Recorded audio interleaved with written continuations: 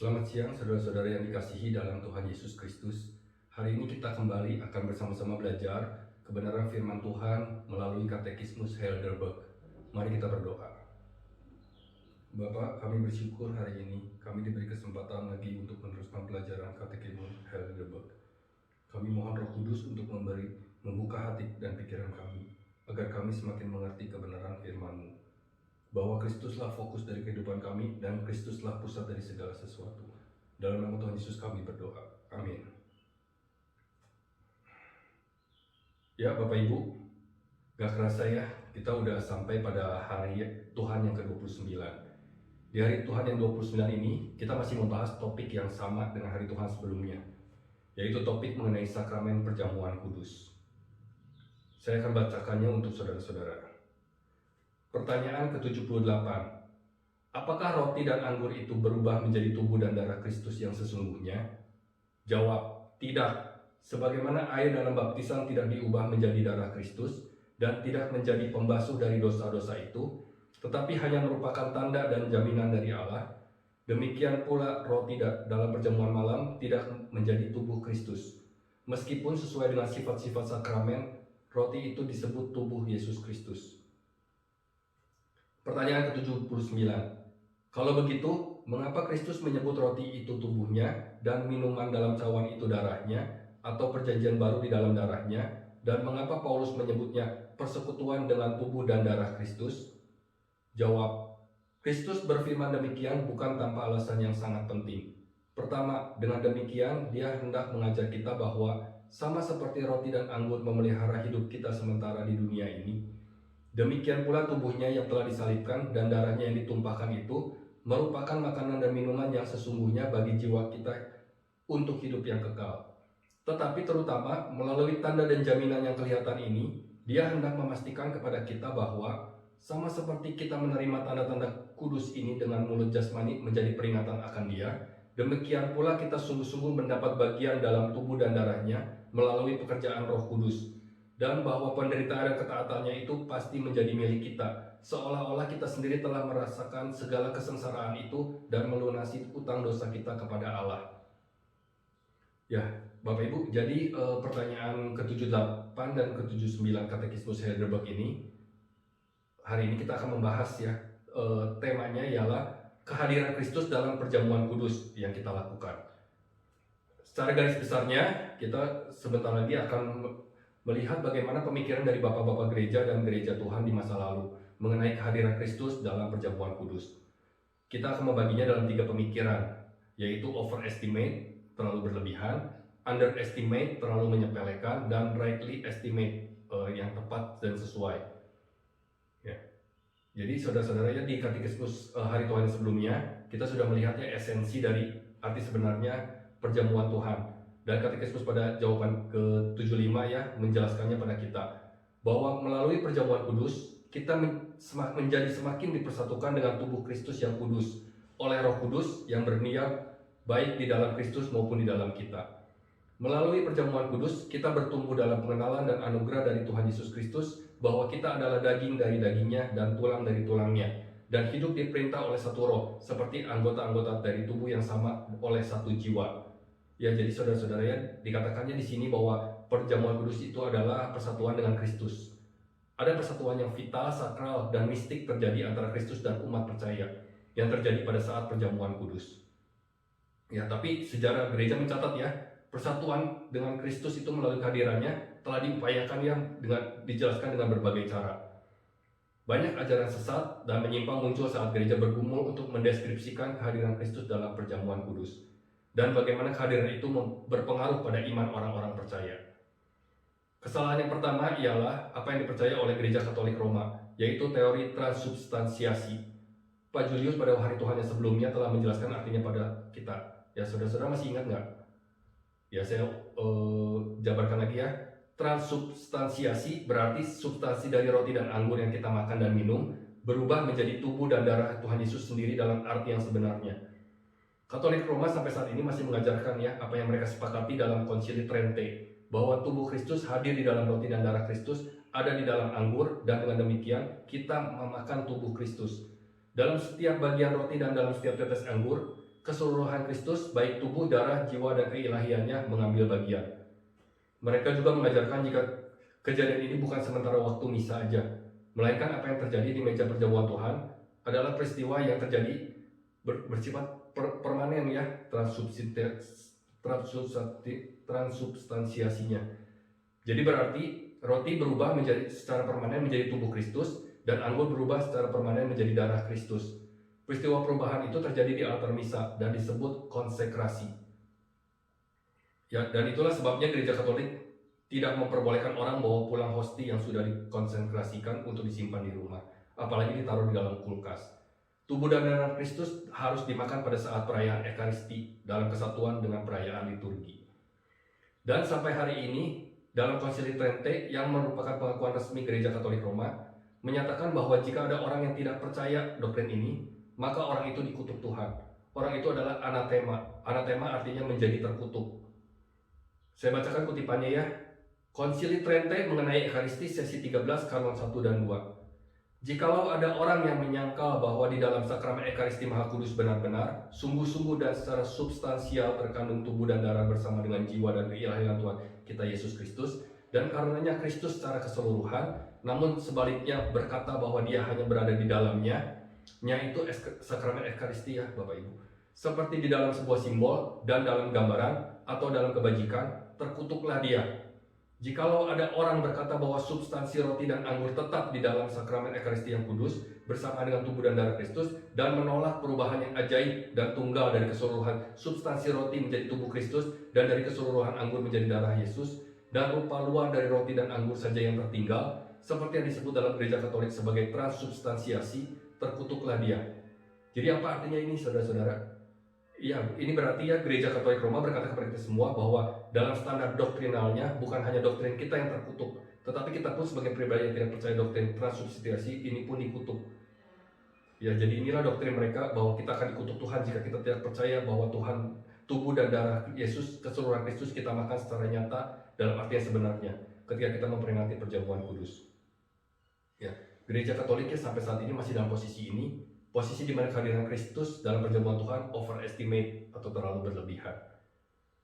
Ya, itulah makanya kaum awam tidak dapat mengambil bagian dari anggur komuni. Mereka hanya diperkenankan mengambil roti karena jika mereka mengambil bagian meminum anggur dan kemungkinan terjadi ada setes anggur yang tertumpah, maka darah Kristus akan disia-siakan dan tidak bisa ditoleransi.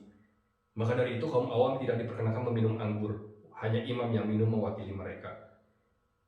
Ya, waktu abad pertengahan ya, ketika imam memimpin perjamuan, dia harus menyiapkan kain tipis kecil, dan ketika imam meminum seteguk anggur dari piala, dia menyisipkan ya kain itu di bawah piala. Jika terjadi imam itu menumpahkan setetes anggur, maka tetesan itu akan tertampung di kain itu, dan imam akan mengambil gunting dan memotong kain yang ada tetesannya itu, dan dia akan memakannya.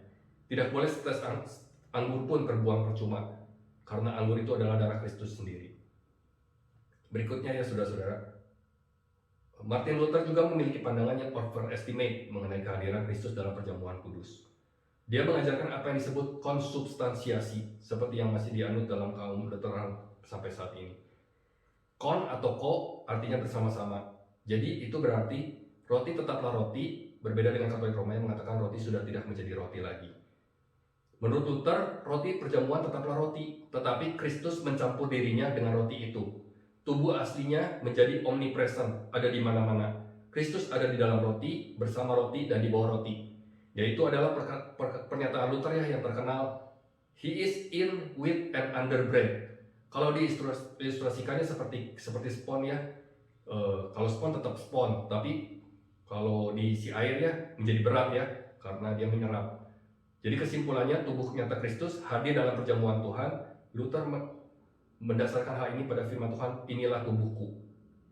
Luther bersikeras menafsirkan teks itu secara literal, meskipun di satu sisi dia secara bebas mengakui ketika Tuhan Yesus berkata akulah pintu, bahwa Tuhan Yesus tidak bermaksud mengatakan bahwa dia secara harfiah adalah sebuah pintu. Dan sebenarnya karena doktrin inilah yang menyebabkan perpecahan banyak di aliran Protestan. Salah satu peristiwa yang paling menyedihkan ya terjadi dalam sejarah gereja adalah pada tanggal 3 Oktober 1529. Ketika Martin Luther dan Ulrich Zwingli bertemu bersama di Marburg untuk membahas doktrin ini. 15 poin sudah tersaji di atas meja. Di Di sana juga bersama Luther dan Zwingli hadir Martin Bucer dan Johannes de Colampadius. Keduanya mencoba untuk menyatukan mereka dalam doktrin kekristenan. Setelah 3 hari berlalu, mereka akhirnya menyepakati 14 dari 15 poin yang sebelumnya berbeda pandangan. Tapi pada poin terakhir, mengenai kehadiran nyata Kristus dalam perjamuan Tuhan, mereka tidak menemui kata sepakat. Lalu Luther menjadi sangat frustasi. Dia mengambil sepotong kapur, membuat lingkaran di meja, memberi tanda X dalam lingkaran itu, dan Luther berkata, "Maksud tubuh di sini adalah tubuh literal, dan saya tidak dapat ikut dengan Anda jika tidak setuju dengan itu." Kemudian Zwingli berdiri dan sambil matanya berkaca-kaca, dia berkata, "Kalau begitu kita harus berpisah jalan, karena Kristus tidak hadir secara fisik dalam perjamuan Tuhan." Zwingli lalu mengulurkan tangannya untuk menjabat tangan Luther, namun Luther menolak, dan Zwingli berpaling dengan air mata berlinang. Maka aliran Protestan pun terpecah menjadi Lutheran dan Reform. Yang nantinya mengenai perjamuan Tuhan ini dari Reform muncul pandangan dari Calvin yang seperti kita anut sekarang ini. Kalau tadi kita membahas pandangan Katolik Roma mengenai kehadiran Kristus dalam perjamuan Tuhan yang overestimate, maka pendapat Zwingli mengenai kehadiran Kristus dalam perjamuan Tuhan masuk ke dalam kategori underestimate. Di satu sisi Roma Katolik terlalu berlebihan, di sisi lain Zwingli terlalu menyepelekan. Zwingli percaya bahwa Kristus memberikan perjamuan Tuhan hanya sebagai peringatan, sebagai simbol tapi tidak memateraikan atau tidak memberi jaminan. Bahwa Kristus mengadakan perjamuan untuk memperingati Dia, tetapi tidak ada kehadiran Kristus dalam cara apapun di dalam roti dan anggur sendiri. Zwingli tidak memfokuskan pada ayat, "Ini adalah tubuhku," tetapi dia berfokus pada, "Ini dilakukan untuk mengenang aku." Sehingga perjamuan Tuhan dilakukan hanya untuk mengingat Kristus, untuk mengenang apa yang telah Dia lakukan, dan melihat roti dan anggur hanya sebagai makna simbolis belaka. Zwingli mengajarkan bahwa sebenarnya tidak ada yang terjadi ketika kita mengambil roti dan anggur itu kecuali membangkitkan ingatan kita.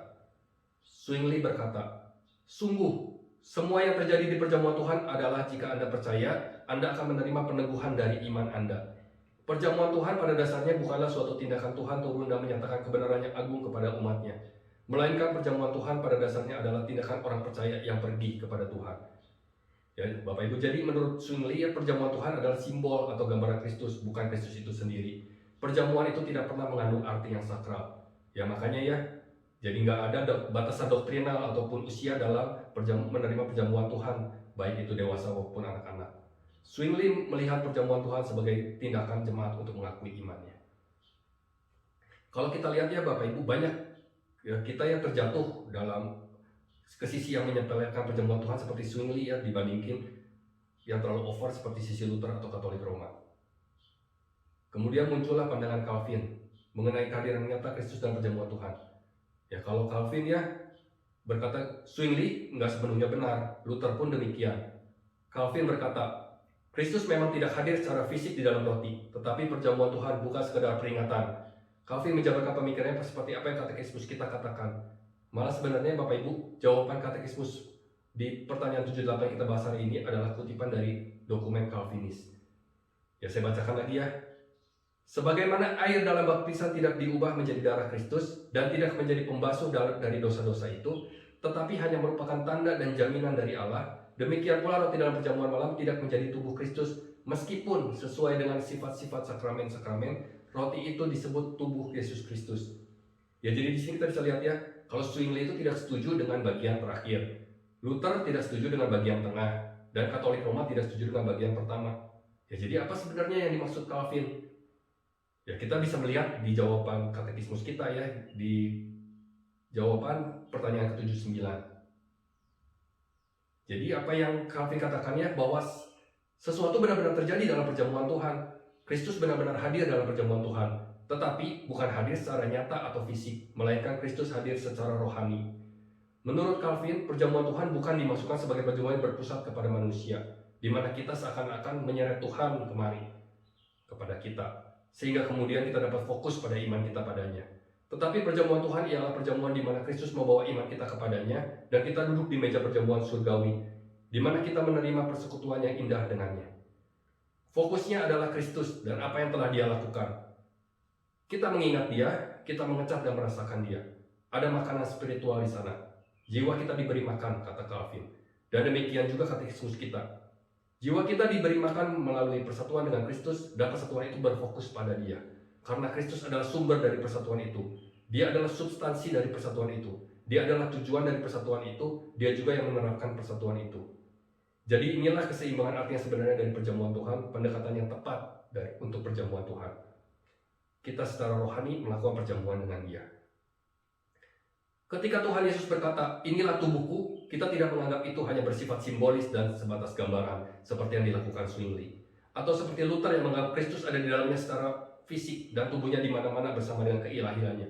Tetapi kita berkata bersama Calvin, berkata dengan Alkitab, bahwa kita secara rohani melakukan perjamuan Tuhan dengan Tuhan Yesus Kristus. Dan itulah mengapa ketika umat percaya yang duduk di meja perjamuan itu sambil merenungkan Tuhan Yesus, dan ikut mengambil roti dan berkata dalam hatinya, tubuhnya dipecahkan untukku. Lalu ia meminum anggur sambil berkata dalam hatinya, darahnya dicurahkan untukku. Roh Kudus akan menyertai hal itu sehingga umat percaya dapat merayakan perjamuan kudus secara rohani dengan Kristus, dan mereka dapat mengecap dan merasakan kesatuan dengannya. Satu lagi ya saudara-saudara, tujuan kita ya mengikuti perjamuan kudus bukan untuk fokus pada perasaan kita. Tujuannya adalah fokus kepada Tuhan Yesus.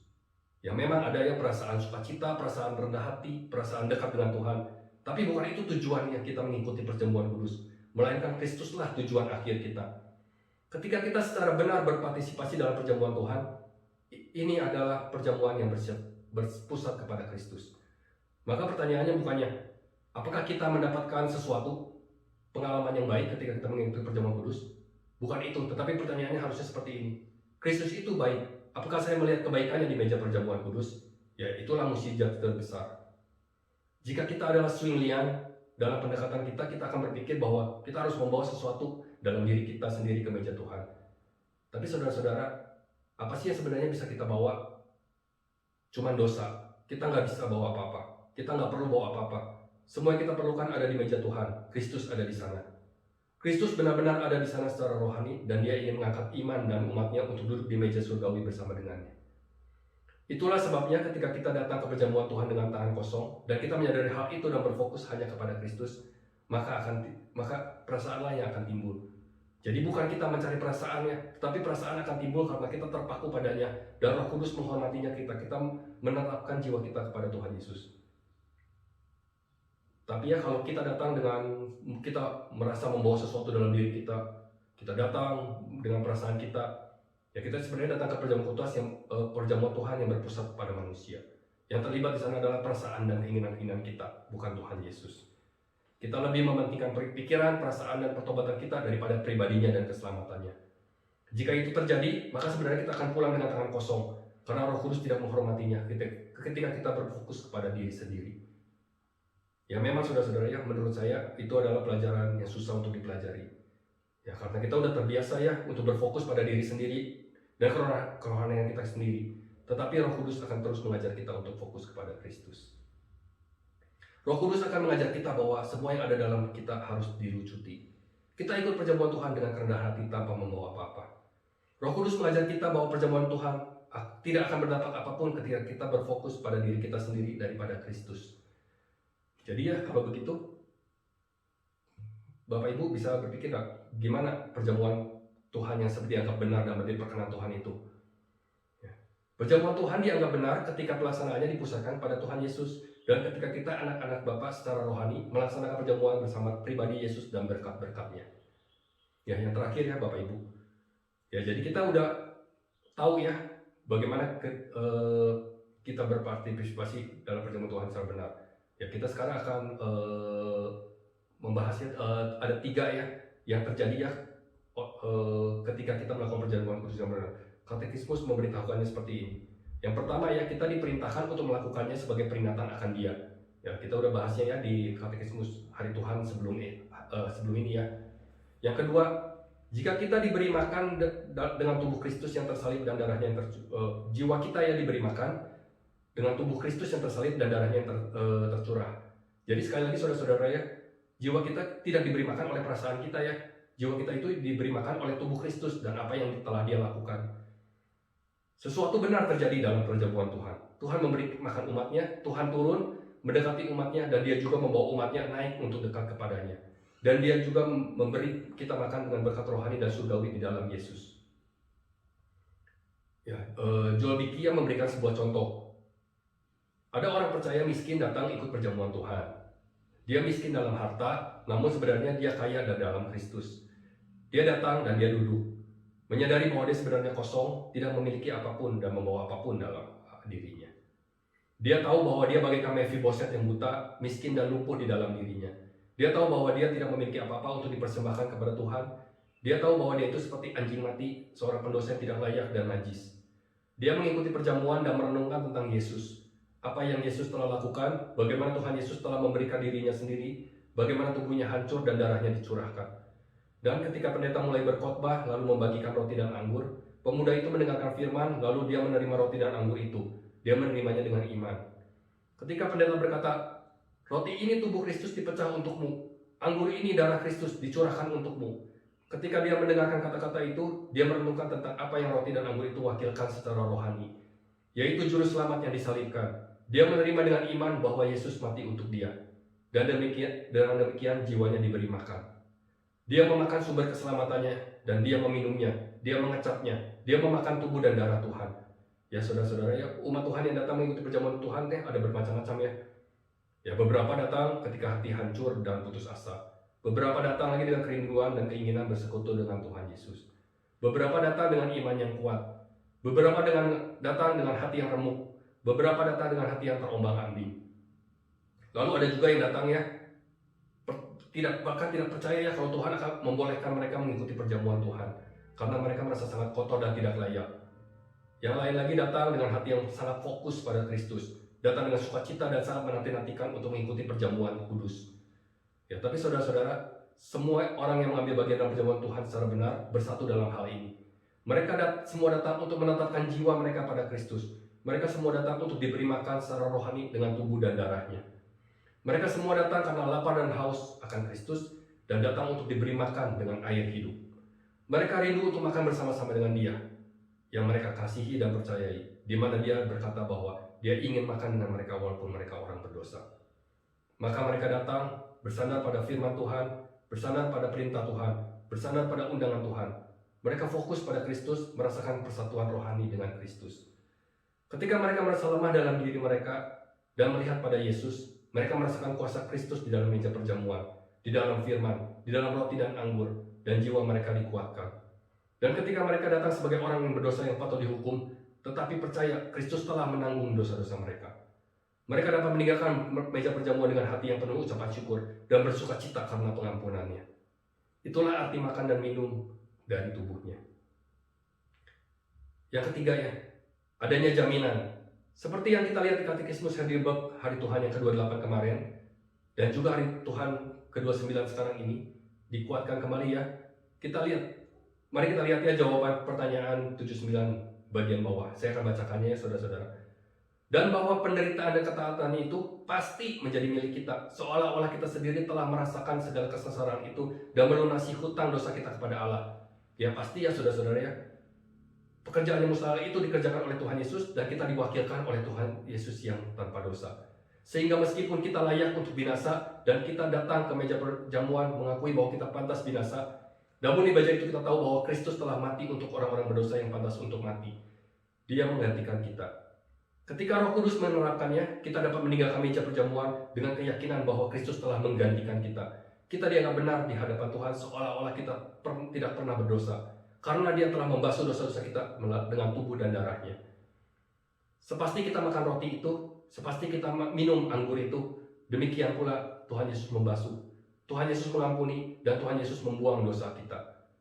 Itu adalah janji yang pasti ya Bapak Ibu. Itu yang harus kita pegang oleh iman yang dikerjakan oleh Roh Kudus, dan janji itu pasti. Ya, Calvin pernah berkata, setiap kali perjamuan Tuhan diselenggarakan, setiap kali seorang anak dibaptis, Tuhan tidak hanya menyatakan siapa dia dan apa yang dia lakukan, tetapi Tuhan memateraikannya. Dia membubuhkan tanda tangannya sendiri, tanda tangan dengan darahnya di hadapan umatnya, yang bersaksi bahwa roti itu dipecah-pecah dan anggur itu diminum. Demikian Dia mengampuni dosa umatnya seolah-olah mereka tidak pernah membuat dosa. Mereka dibenarkan di hadapan Tuhan yang Maha Kuasa. Ya itulah artinya, itulah keindahannya, itulah kekayaan sakramen. Sakramen mengajarkan kita tentang jalan keselamatan yang memberi makan jiwa kita. Itulah jaminan sakramental. Ya, mari kita berdoa. Bapak, kami bersyukur untuk pelajaran katekismus hari Tuhan ke-29 ini. Kami belajar mengerti bahwa fokus dari perjamuan kudus adalah Kristus, bukan yang lain. Biarlah kami terus menghidupi Kristus dalam kehidupan kami. Dalam nama Tuhan Yesus kami berdoa.